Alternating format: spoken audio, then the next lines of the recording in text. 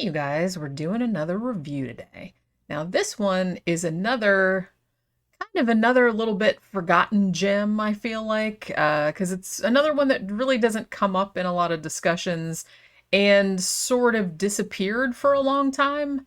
It was kind of recently rediscovered and got, a nice Blu-ray release and everything like that, but I feel like for decades, it's just kind of been swimming around under the radar, which is really a shame because this is actually like a really, really good, like creepy, old school kind of, I don't want to say haunted house because it's not exactly that, but it's just kind of like a creepy, almost like a giallo film, I want to say. A little bit, but we'll get into that in a bit. So this movie is called Next of Kin, and it came out in 1982. Not to be confused with the Patrick Swayze movie, also called Next of Kin, which I think came out in 1989. Two completely different movies, so please don't confuse them.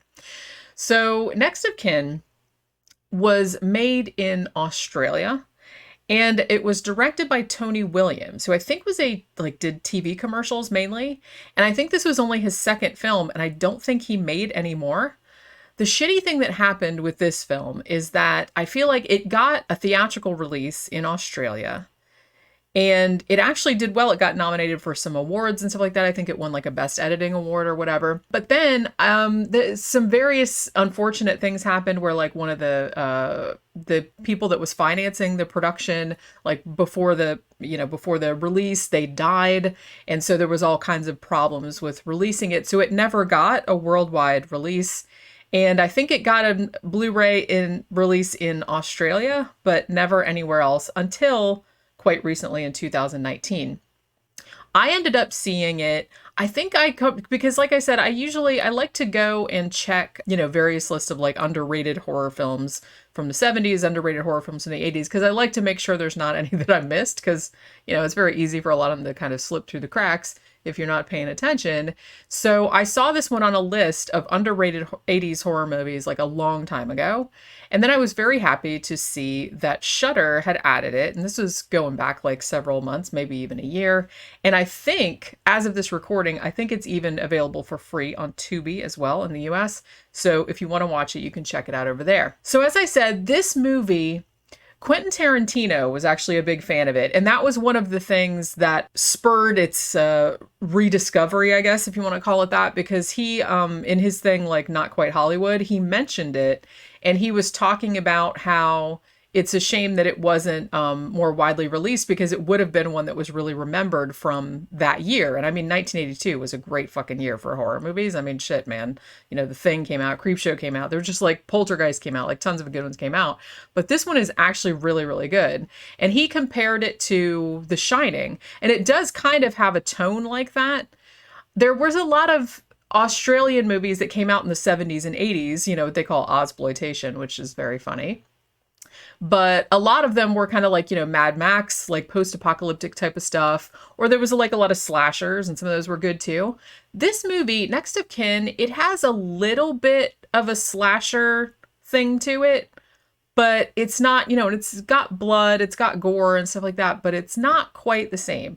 I mean, it is very much like The Shining. Also, as I said, it very much, the way it's shot reminds me a lot of a giallo movie from that era, or maybe from a little bit earlier. It's just, I don't know what it is. There's just something about the aesthetic of it, the house where they shot it, these kind of close-ups of people's faces with like the lighting, close-ups of like crystals and things like that. So it really kind of gives me that vibe. And also the story is a little bit giallo-like, I want to say as well, but not so much like a straight-up slasher, but it's more like a mystery, you know what I mean? Like people turning up dead, and it's a mystery as to who's doing it. And then like you find out the identity later on. So what happens in this story, you have this young woman named Linda, and her mother has just died.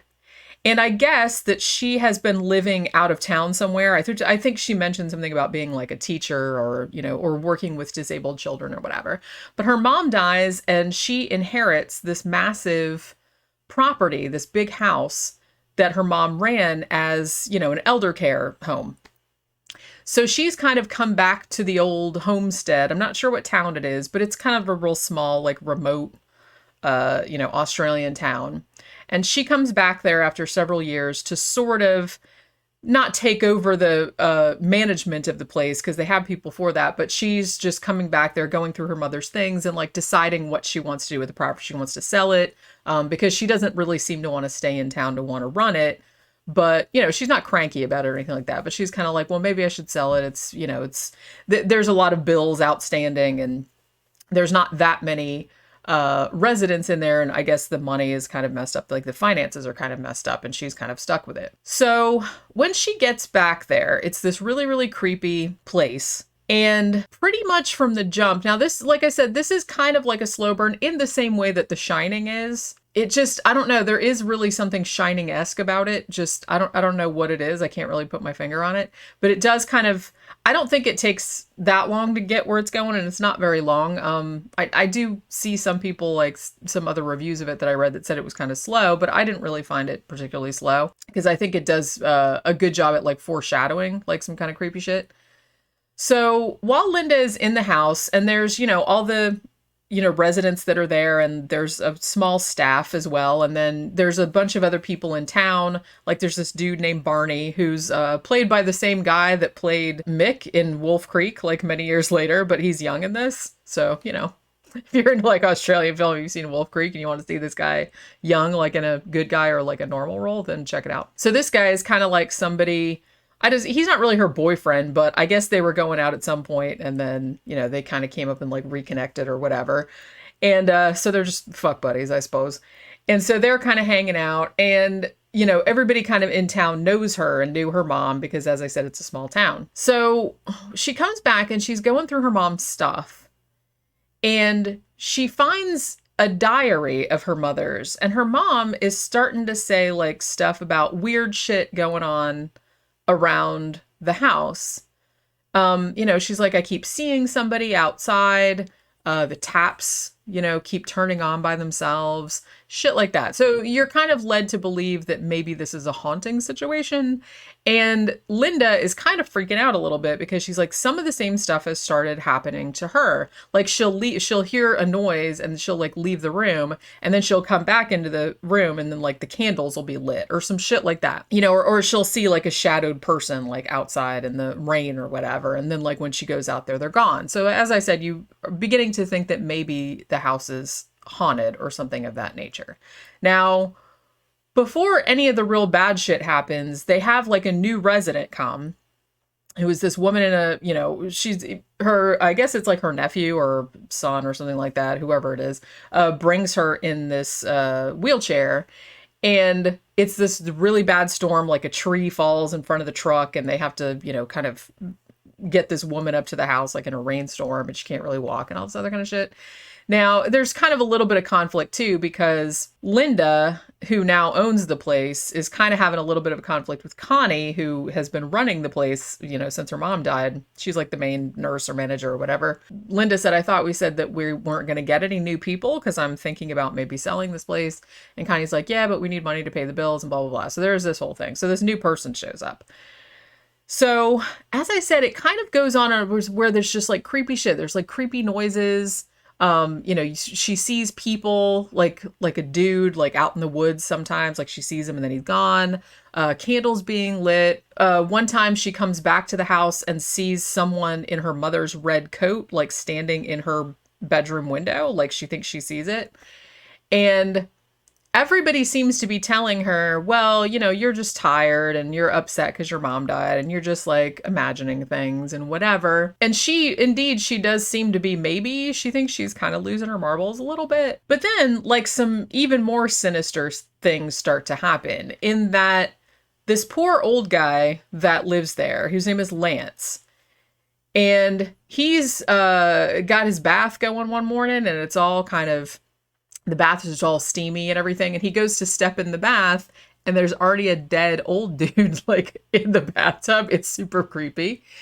And, you know, so the doctor comes and they're kind of like, oh, well, he must have just had a heart attack in the bath and drowned. It's like so unfortunate, but it's an elder care home. You know, what are you going to do? It happens. So no one is all that upset about it. And the creepy thing too is, I guess, since this is a small town, they have to like keep the body in the house for a little while until like the coroner or whoever can come get it. And so the body is sort of in the house just in this room. They just kind of tuck it in there. And, so one night Linda is hears a weird noise and she goes into the room where it is. And like the sheet has come off of it and it's like looking at her and it's like super creepy, but it's just like all that other kind of stuff. So then as Linda like reads further and further on into her mom's diary, she sees that all of these people that were residents there, like these older people, keep turning up dead, and they usually turn up in the bathtub, that they drowned, and she thinks that's really weird. And like I said, she said too that, the taps would be left on and all this other kind of crap. And then you find out too later on that when Linda was a little girl, she had actually discovered one of the dead bodies in the bathtub, and I don't know if she didn't really remember it, because she seems to have some flashbacks of that. So maybe she does kind of remember it. So maybe it's like freaking her out. So as it goes on, there's also this girl that turns up that's also kind of hanging out with her sort of quasi boyfriend. He's always kind of got that on the side or whatever. And they turn up to go to a party. And then the next day or a couple days later, one of the old guys like finds the girl's beret like in the fountain in front of the shit.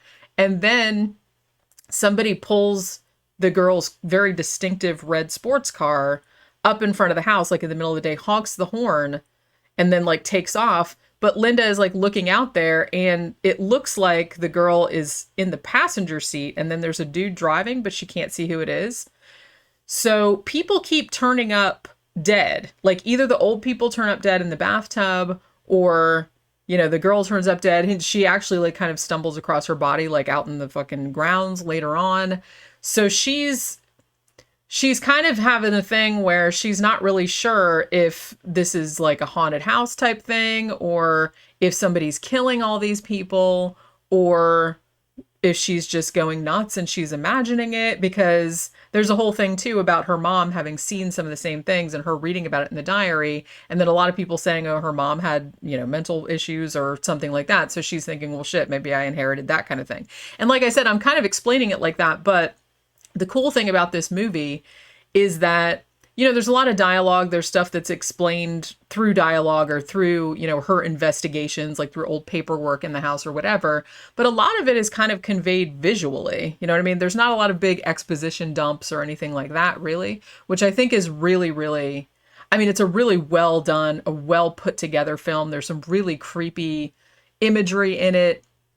And it's just really unsettling. Like, I just really like a lot of the, as I said, the very like Giallo-esque sort of cinematography to it. It's just great. And I think the score is good too. And the guy that did the score, I think was the original drummer for Tangerine Dream.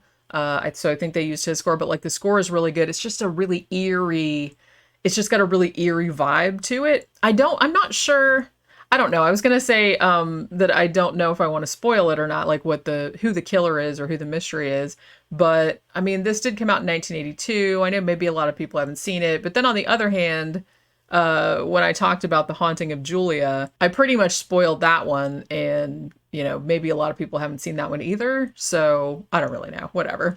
But so it turns out that she's not crazy, because initially she thinks that the Dr. Barton, because she finds out that all of these old people that her mom said drowned in the bathtub, like, suspiciously, Dr. Barton signed all of their death certificates and said they died of various other things, like, arteriosclerosis, or this one had a cardiac arrest, or this one, that, and the other. And she's like, hey, my mom said they drowned. So he's making stuff up. So she begins to suspect that Dr. Barton and Connie, like the woman that manages the shit, are like conspiring behind her back to like kill these people for whatever reason. But I think I'm not going to spoil it, but I'm going to say that that's kind of what you're led to believe. Because like I said, the two of them, they seem like they're fucking, one thing, Connie and Dr. Barton, because they're always like going in the rooms and, what? We weren't making out, it's that kind of thing. So it does kind of seem like they're always sort of talking to one another. And it does seem kind of fishy that Dr. Barton had put his name on the shit. That's not exactly what's happening. I don't think that they're conspiring, because it ends up being somebody else. But I'm not saying that they might not know about it, or they might, because the person that is killing the people is somebody that is supposed to be dead but is not dead. So I'll just go that far. Okay. That's what I'll say.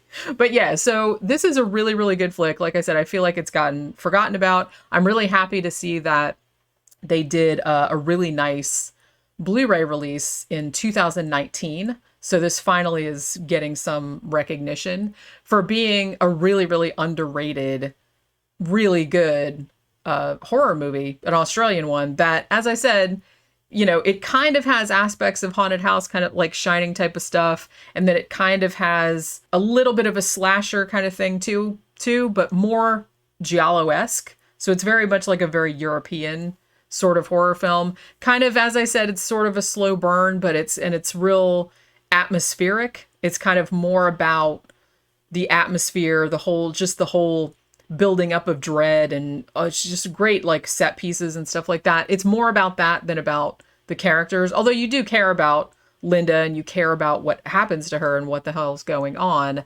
But I just feel like the whole atmosphere and the plot of it is more important than maybe the characters and stuff are. So I don't know. But yeah, so as I said, there's a Blu-ray release of this if you want to get it on physical medium.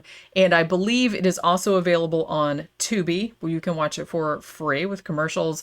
And at least in the US, it is also available to watch on Shudder as of this recording. And I would recommend you check it out if you're really into early 80s, just kind of these creepy, slow burn, ghost story type movies. And especially if you like Australian cinema from that time period, because this one, it has some of the hallmarks, I guess, of Australian films from that time period, but it's also totally its own thing. It's like I said, it has more of a European vibe to it than an Australian vibe, but it still has a lot of Australian flavor to it. You know what I mean? But yeah, it's definitely worth checking out. And that will do it for this particular movie review, and I will see you guys on the next one. Bye.